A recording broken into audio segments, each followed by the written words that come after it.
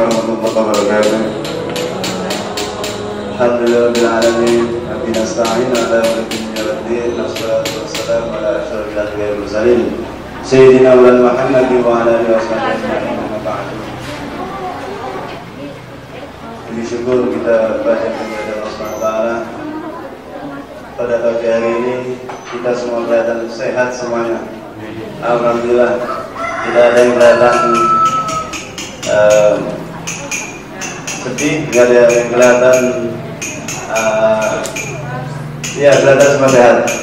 Salawat dan salam kalau kita dengan kepada junjungan kita Nabi besar Muhammad sallallahu alaihi wasallam yang selalu kita ikuti ajarannya dan di akhir akhir kita selalu menantikan syafaatnya, dan kita semua mudah-mudahan akan diampuni dari umatnya.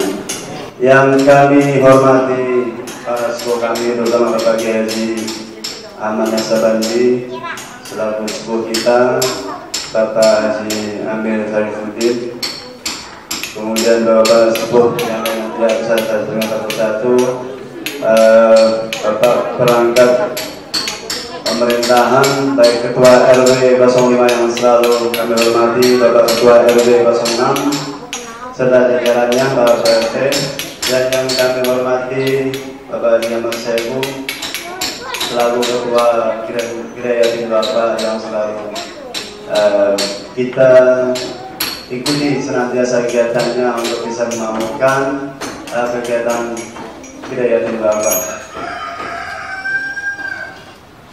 Bapak-bapak ibu sekalian, terutama ibu-ibu sekalian, saya dari tempat saya tidak ada bapak yang selalu kami hormati, adik-adikku sekalian, remaja-remaja pengurus Gereja Bapak, baik remaja yang sudah agak senja maupun remaja pagi, ada juga remaja yang sudah berangkat, dan adik-adik ibu sekalian yang selalu kami cintai. Alhamdulillah, saya pribadi dan pengurus mengucapkan syukur kepada Allah SWT bahwa kegiatan yang demikian masih bisa kita lakukan di tengah pandemi seperti ini. Saya cuma tidak hanya melihat pandemi dalam kondisi kesehatan kita semua, namun kelihatannya masa pandemi ini emang sebagian membawa rasa pesimisme dalam hal ekonomi dan kegiatan. Namun alhamdulillah pada hari ini dan hari-hari berikutnya hal ini bisa kita terlakukan, karena saya yakin dengan bismillah dan niat baik bahwa semua Allah kasih jalan. Dan ini sungguh luar biasa, di mana banyak sekali hari ini orang masih susah mencari nafkah, tapi sebagian dari kita bahkan mungkin lebih banyak lagi bisa menyisihkan sebagian hartanya untuk kegiatan hari ini. Kiranya saya juga tidak akan bicara panjang lebar mengenai banyak hal, namun saya lebih khusus pada hari ini di depan saya adalah adik-adik tercinta. Mohon maaf ibu-ibunya mungkin belum saya sebut. Jadi sepintas tadi sambil jalan saya mendengarkan apa yang disampaikan Bapak Kiai Ahmad Nasabandi, bahwa kalian hari ini khusus yatim ya, yang dua-duanya belum ya, besok ya, nanti ya. Jadi ini baik segmen ya. Jadi karena hari ini di depan saya ada adik-adik yatim piatu semuanya. Jadi sepintas tadi sambil jalan saya mendengarkan apa yang disampaikan oleh Bapak Kiai kita, bahwa kalian sebenarnya bukan salah satu mustahik untuk mendapatkan zakat, dan ini harus kalian tanamkan. Kalian bukan salah satu golongan dari 8 golongan itu. Jadi kalian adalah menjadi tanggung jawab umat muslim semuanya.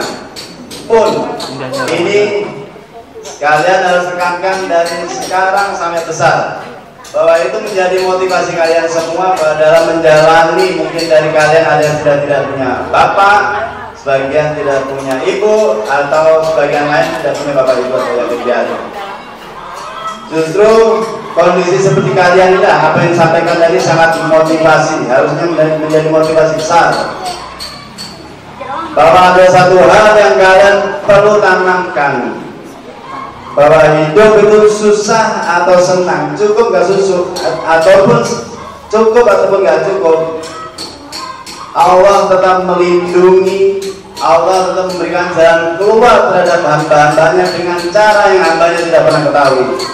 Kenyataannya, semiskin-miskinnya orang dari dulu sampai sekarang dia hidup.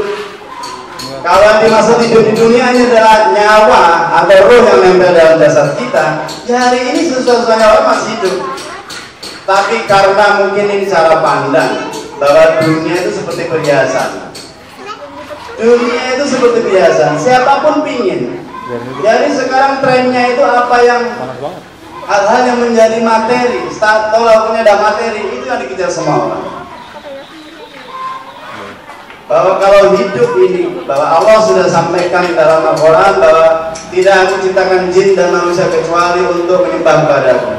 Tugas kita di dunia hanya menyembah, hanya sujud, hanya sholat, dan tidak ada pun yang kita bawa ke akhirat nanti kecuali bekas sujud kita nanti.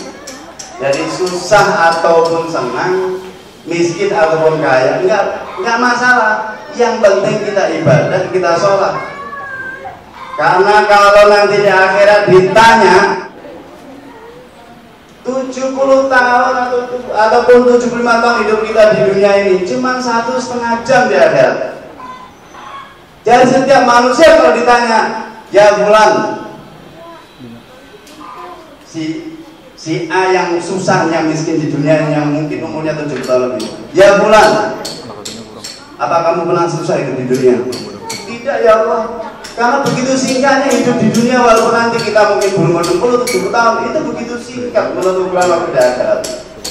Jadi susah, senang, miskin ataupun kaya itu bukan persoalan apa yang kita buat kelak. Nah, dari itu semua kembali lagi yang saya sampaikan di awal bahwa Allah tetap melindungi, memberikan jalan keluar pada setiap hambanya dengan hambanya tidak diketahui. Yang hambanya sendiri tidak tahu aja dia hidup sampai tua. Sholat juga sholat, walaupun hidupnya tertatih-tatih. Bahkan saya tidak menganjurkan untuk kita hidup miskin. Ini pilihan. Tapi semua juga takdir Allah. Makin miskin, makin rendah hisabnya. Makin gak punya harta, makin gak dihisab. Dari mana kamu dapat harta? Ya kan? Buat apa, dibelanjakan kemana? Tidak ditanya. Tapi kalau mau lebih, mau bermanfaat bagi orang lain, kalian semua harus lebih baik.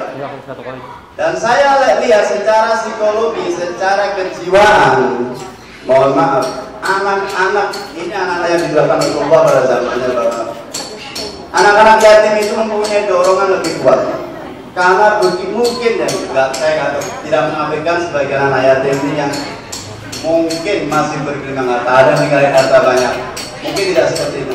Tapi sebagian saya rasa lebih dominan kondisinya adalah susah mungkin. Dan anak-anak yang di lingkungan seperti ataupun mungkin masih ada tuanya, ada orang tuanya, kondisinya susah, dorongan untuk belajarnya lebih tinggi. Dan itu kalian harus sampaikan dalam dunia kalian. Sesusah-susahnya orang, ini nanti suatu saat kalau kalian besar, tolong diingat. Sesusah-susahnya orang itu, kalau semuanya sudah tercukupi. Lepas susah Pak, nggak ada lagi yang diperjuangkan. Sama halnya, orang yang paling susah hidup di dunia adalah orang yang tidak punya masalah apapun untuk ditanggung. Kok bisa? Ya. Makanya saya ibaratkan, ini biar kalian belajar dari masalah seperti ini untuk kalian tanamkan. Usia kalian ini usia emas. Apapun yang baik dan itu bisa memberikan dorongan. Saya yakin ada kamu saya akan ingat. Kamu sekalian bayangkan, hambatan buat seekor burung terbang apa coba? Coba ada yang tahu? Hambatan buat seekor burung terbang apa? Hah? Jangan yang gede-gede, yang gede-gede. Burung ini terbang apa hambatannya? Hah? Jangan nggak sacaat. Apa? Angin. Burung ini makin kencang anginnya, burung makin susah, makin banyak mengeluarkan tenaga, makin banyak dia cari makan. Tapi coba bayangkan, kalau nggak ada angin, burung nggak bisa terbang. burung nggak bisa terbang, pasti itu. Karena kalau di ruang hampa dia pasti nggak bisa terbang. Sama halnya, ini untuk tadi menganalogikan atau memberikan contoh yang lain. Sama halnya, air adalah hambatan paling besar buat sebuah kapal berjalan. Bahkan kalau kapal itu pakai mesin, karena kebetulan saya juga orang mesin, bahwa tenaga yang dihasilkan oleh sebuah mesin itu 65% itu habis untuk melawan hambatan air, atau menurut teorinya dibilang hidrodinamika. Jadi cuma 35% itu untuk melajukan perahu atau kapal. Jadi kalau ada ikan yang sakit-sakitan, kasih ikan pemangsa, insya Allah sehat. Jadi kesimpulannya kalau saya logika, kalau manusia masih jangan karena dia menganggap masalah itu adalah hambatan, masalah itu adalah jalan keluar. Ya, masalah itu yang membuat manusia hidup. Kalau kalian nggak punya masalah, nggak usah hidup. ويمنح عمرنا دفئا أب بشعوره